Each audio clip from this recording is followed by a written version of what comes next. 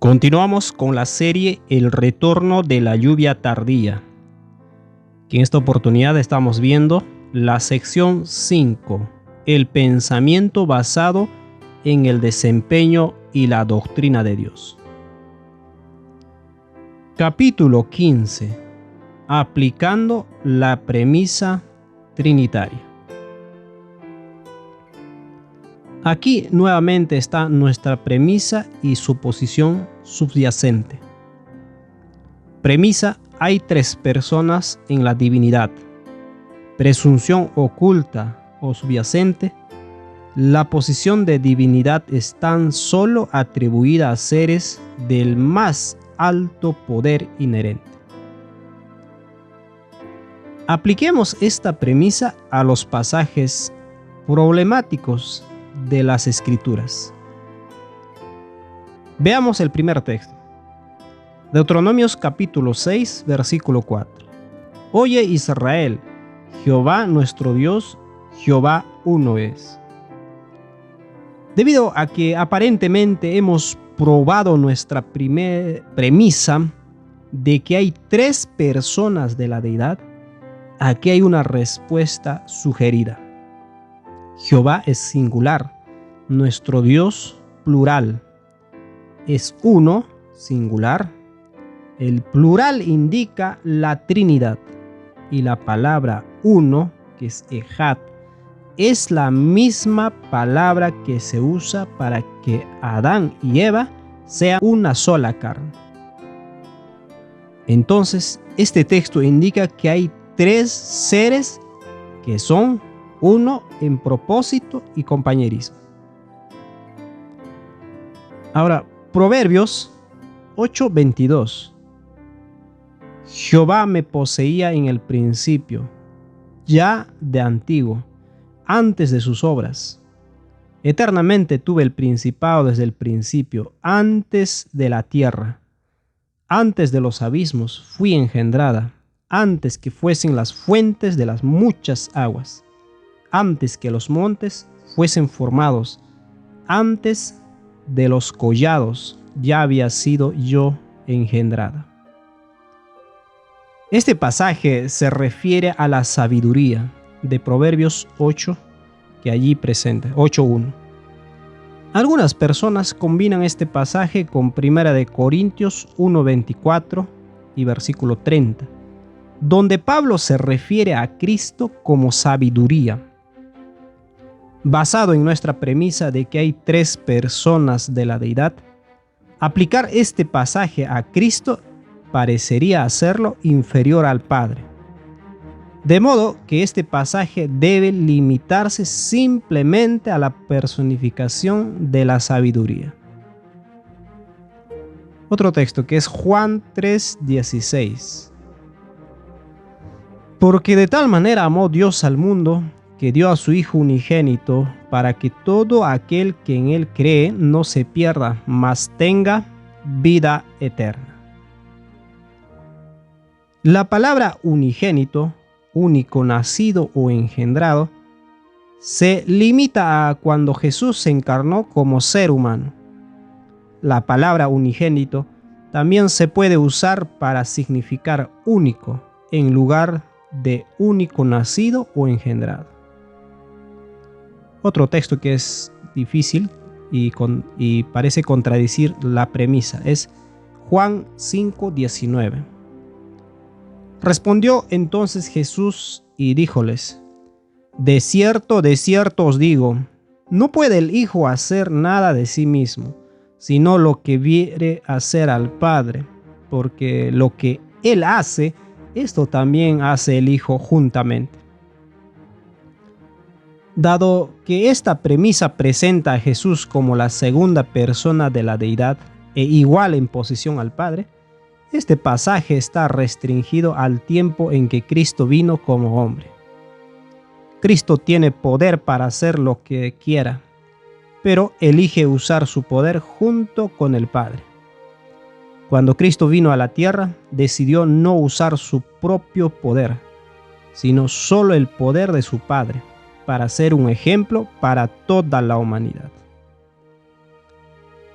Aquí hay otra opinión sobre esto de Adam Clark.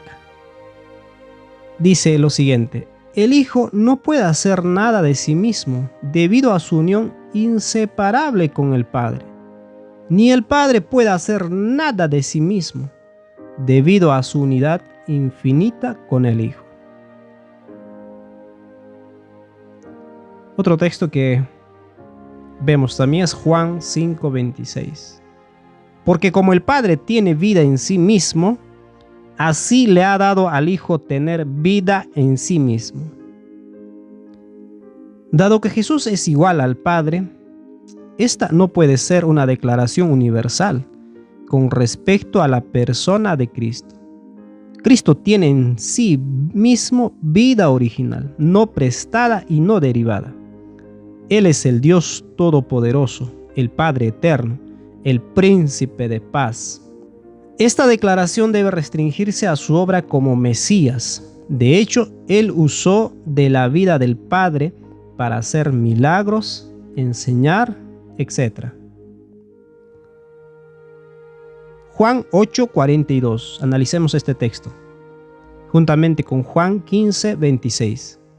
Jesús entonces les dijo: si vuestro Padre fuera Dios, ciertamente me amaríais, porque yo de Dios he salido, he venido, que no he venido de mí mismo, mas Él me envió. Y Juan 15:26, pero cuando viniere el Consolador, el cual yo os enviaré del Padre, el Espíritu de verdad, el cual procede del Padre, Él dará testimonio de mí. La palabra proceder puede significar salir de. Nuevamente, si inferimos que Cristo salió del Padre en algún momento, entonces asumimos que esto lo hace inferior al Padre y por lo tanto no divino. Así procede debe significar simplemente procedente de la presencia celestial del Padre. Juan 14:16. Yo rogaré al Padre y os dará otro consolador para que esté con vosotros para siempre. El Espíritu de verdad, al cual el mundo no puede recibir, porque no lo ve ni le conoce. Pero vosotros le conocéis, porque mora con vosotros y estará en vosotros. No os dejaré huérfanos, vendré a vosotros. Sobre la base de nuestra premisa, la palabra otro debe estar hablando de otra persona separada, el Espíritu Santo. Cuando Jesús dice que no nos dejará sin consuelo, está diciendo que enviará al Espíritu Santo como su representante y que el Espíritu Santo, como una persona separada, nos trae la persona de Cristo. Si favorecemos una visión basada en el credo de Atanasio, sería de la siguiente manera: que el Padre, Hijo y Espíritu son tres personas en una sustancia. El Espíritu puede representar fácilmente al Hijo porque es parte de la misma sustancia. Si adoptamos el enfoque adventista más común, sería tres seres separados que son uno en propósito y compañerismo. El Espíritu representa a Cristo porque lo conoce tan bien que lo puede reflejar. Gálatas 1:3. Gracia y paz a vosotros de Dios Padre y de nuestro Señor Jesucristo. Dado que se entiende que hay tres personas, esta declaración refleja la fuente de la gracia, del Padre y del Hijo. Debe ser claramente evidente que tal gracia nos llega a través del Espíritu. Aparentemente, esto es tan obvio que Pablo no necesita mencionarlo. Otro texto que leemos es 1 Corintios 8:6. Para nosotros, sin embargo, solo hay un Dios, el Padre del cual proceden todas las cosas, y nosotros somos para Él, y un Señor Jesucristo, por medio del cual son todas las cosas y nosotros por medio de Él. Dado que se entiende que hay tres personas iguales, esta declaración reflejaría los roles del Padre y del Hijo en el plan de salvación. El Padre actúa como fuente y el Hijo actúa como canal. Estos roles son obra del Padre y del Hijo, pero debemos asumir que esto no refleja la persona del Padre y el Hijo en su igualdad. Primera de Corintios 15:28. Pero luego que todas las cosas le estén sujetas, entonces también el Hijo mismo se sujetará al que se sujetó a él todas las cosas, para que Dios sea en todo, en todos. Esto es lo que comenta Adam Clarke sobre este pasaje de 1 Corintios 15:28. Dice, que también el Hijo mismo esté sujeto. Cuando la administración del reino de gracia finalmente se cierre, cuando ya no habrá estado de gracia y en consecuencia ya no será necesaria una distinción entre el reino de la gracia y el reino de la gloria. Entonces el Hijo, como hombre y Mesías, dejará de ejercer cualquier dominio distinto y Dios será todo en todos. Ya no quedará ninguna distinción en las personas de la gloriosa Trinidad, actuando en partes distintas o separadas en el reino de gloria, y así la única esencia infinita aparecerá indivisa y eterna. Y sin embargo, como parece haber una personalidad esencialmente en la deidad infinita, esta personalidad debe existir eternamente.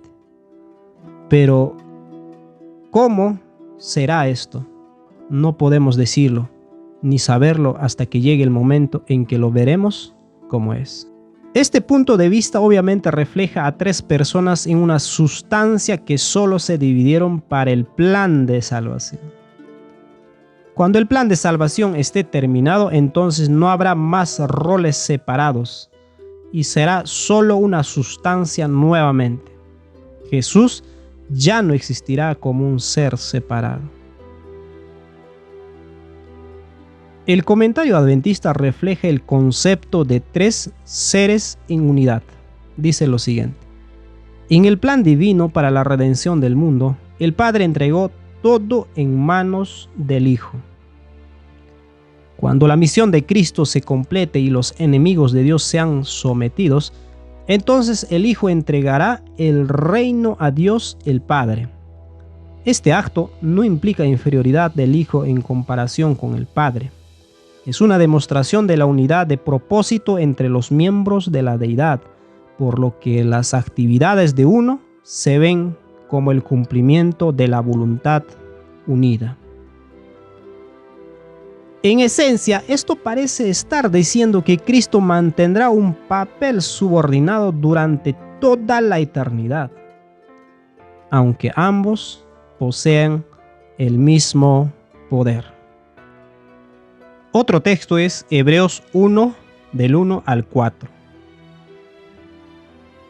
Dios, habiendo hablado muchas veces y de muchas maneras en otro tiempo a los padres por los profetas, en estos postreros días nos ha hablado por el Hijo, a quien constituyó heredero de todo y por quien asimismo hizo el universo, el cual, siendo el resplandor de su gloria y la imagen misma de su sustancia, y quien sustenta todas las cosas con la palabra de su poder, habiendo efectuado la purificación de nuestros pecados por medio de sí mismo, se sentó a la diestra de la majestad en las alturas, hecho tanto superior a los ángeles, cuanto heredó más excelente nombre que ellos. Con referencia al concepto de herencia, el comentario bíblico adventista dice brevemente: por herencia, Cristo ha sido designado heredero de todas las cosas. Podemos ver el comentario bíblico del versículo 2. Con esta herencia también se le dio un nombre que es sobre todo nombre. Ahora, la herencia aquí se percibe a través del nombramiento o la toma de roles. Por lo tanto, es una herencia simbólica más que una herencia literal. En resumen, cuando nos encontramos con textos problemáticos, se aplican a una de las siguientes situaciones. Número 1. Están restringidos a la encarnación de Cristo en este mundo. Número 2. Son un recurso literario, como en el caso de la personificación de la sabiduría. Número 3. Son de naturaleza simbólica o metafórica. Número 4. Se aplican a roles en lugar de a la persona real mencionada de la divinidad. Ahora, echemos un vistazo a algunas de las declaraciones de Elena de White que son muy problemáticas. Leemos primero en Patriarcas Profetas, página 12. El soberano del universo no estaba solo en su obra benéfica. Tuvo un compañero, un colaborador que podía apreciar sus designios y que podía compartir su regocijo al brindar felicidad a los seres creados. En el principio era el Verbo estaba con Dios y el Verbo era Dios. Este estaba en el principio con Dios. Juan 1, 1 y 2. Cristo, el Verbo, el unigénito de Dios, era uno solo con el Padre eterno, uno solo en naturaleza, en carácter y en propósitos. Era el único ser que podía penetrar en todos los designios y fines de Dios. Se llamará su nombre admirable consejero, Dios fuerte, Padre eterno, príncipe de paz. Sus orígenes se remontan al inicio de los tiempos, a los días de la eternidad. Se cita Isaías 9:6 y Miqueas 5:2. Y el Hijo de Dios, hablando de sí mismo, declara: Jehová me poseía en el principio, ya de antiguo, antes de sus obras. Eternamente tuve la primacia. Cuando establecía los fundamentos de la tierra, con él estaba yo ordenando todo. Yo era su delicia cada día y me recreaba delante de él en todo tiempo. Referencia a Proverbios 8, 22 al 30. Este párrafo presenta a Cristo como lo siguiente. Número 1. Como unigénito antes de su encarnación. Número 2. Como el único ser que puede entrar en los propósitos de Dios. Número 3. Que Cristo se describe en Proverbios 8 del 22 al 30 y por lo tanto fue establecido desde la eternidad. Personalmente, en este punto me resulta bastante difícil responder a este párrafo y mantener la premisa con su supuesto subyacente. Se han sugerido algunas posibilidades, como que Cristo era la única persona que podía entrar en los propósitos de Dios porque el Espíritu Santo opera en un nivel diferente y tampoco era visible para los ángeles. También se han hecho sugerencias de que Elena de White ha crecido en su comprensión de la Trinidad y sus declaraciones posteriores son mucho más claras, mientras que las declaraciones anteriores son menos específicas. Pero esta idea abre la puerta a elegir qué declaraciones de inspiración quieres creer.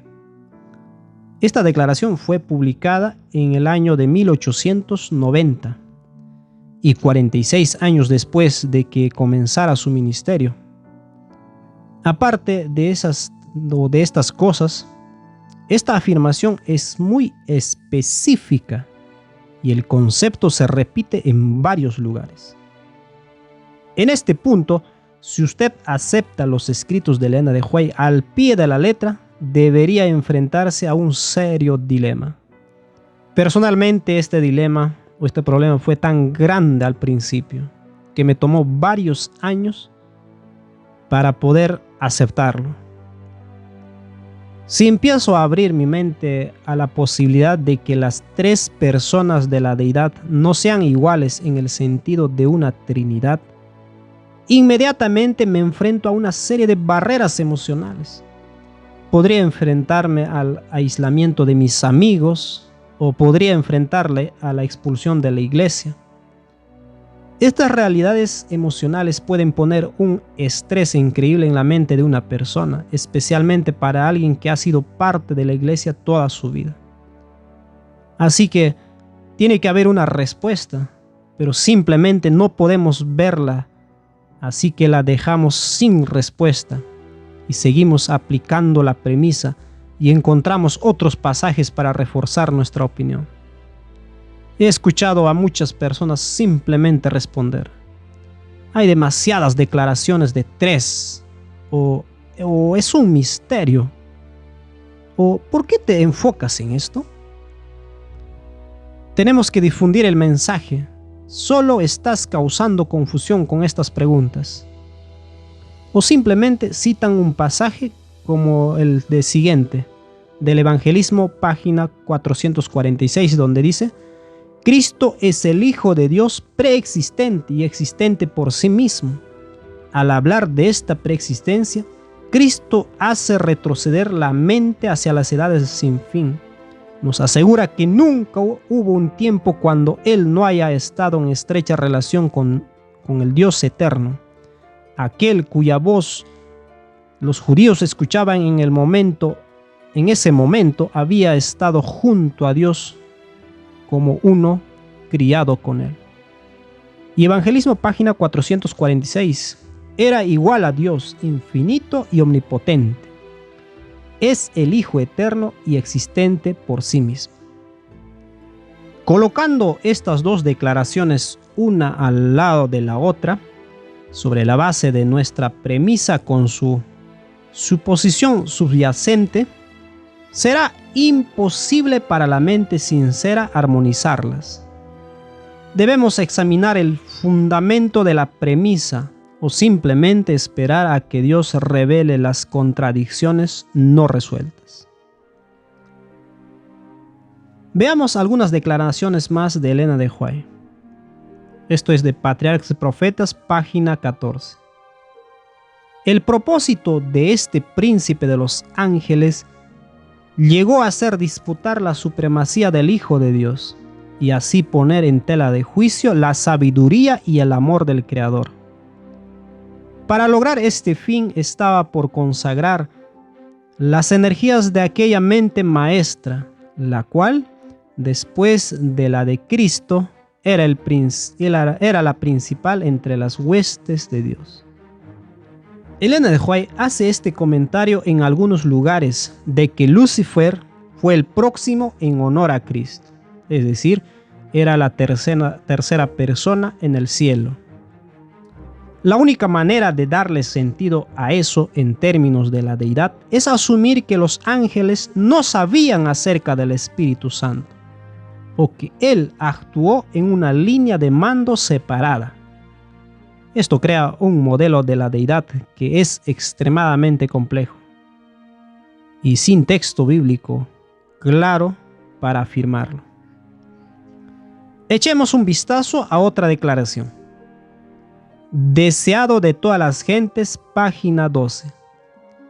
En estas palabras se presenta el gran principio que es la ley de la vida para el universo. Cristo recibió todas las cosas de Dios, pero las recibió para darlas. Así también en los atrios celestiales, en su ministerio en favor de todos los seres creados, por medio del Hijo amado, fluye a todos la vida del Padre. Por medio del Hijo vuelve en alabanza y gozoso servicio, como una marea de amor a la gran fuente de todo. Y así, por medio de Cristo, se completa el circuito de beneficencia, que representa el carácter del gran dador, la ley de la vida. Elena de White explica que la vida fluye del Padre a través del Hijo hacia el universo y luego regresa a través de Cristo al Padre. Ella afirma que es la ley de la vida del universo. ¿Por qué es esta la ley del universo? ¿Por qué no dice que es la ley para este mundo debido al plan de salvación? ¿Por qué dice en favor de todos los seres creados y no solo para seres humanos? Si Dios es una Trinidad, ¿se está entonces retratando a sí mismo en los roles de Padre, Hijo y Espíritu para todos los seres creados y no solo a la humanidad?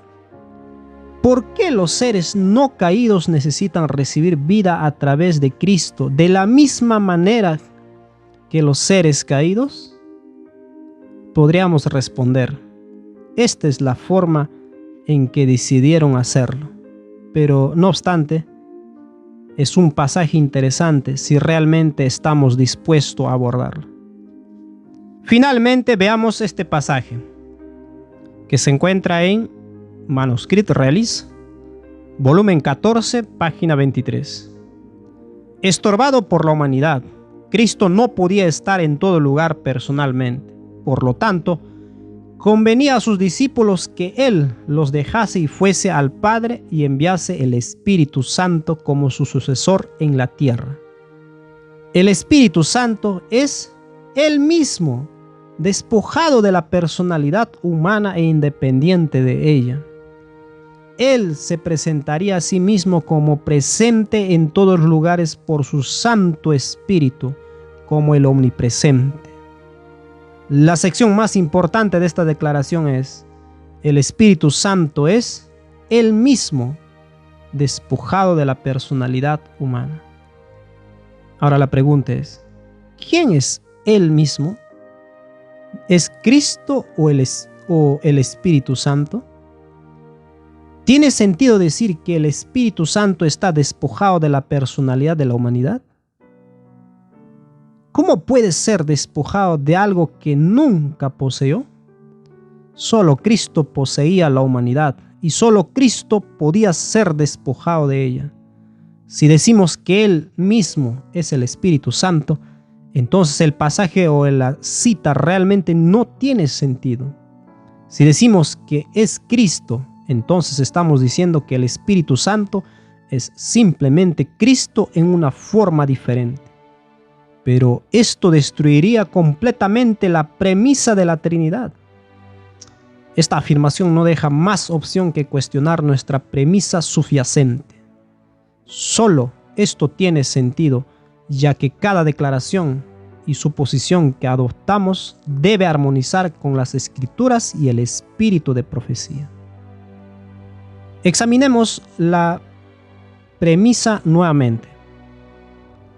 La premisa es: hay tres personas en la divinidad, y la presunción oculta o subyacente es: la posición de divinidad es tan solo dada a seres del más alto poder inherente.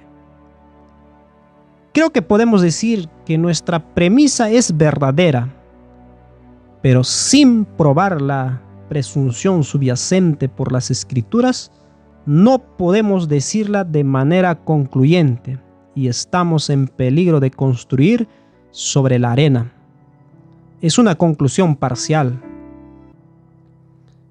por las declaraciones anteriores que hemos leído. Debe haber un alto grado de incertidumbre con nuestra presunción subyacente. Entonces, en esta etapa tenemos lo siguiente: hay tres personas en la divinidad. Esa es nuestra premisa y es parcialmente verdadero.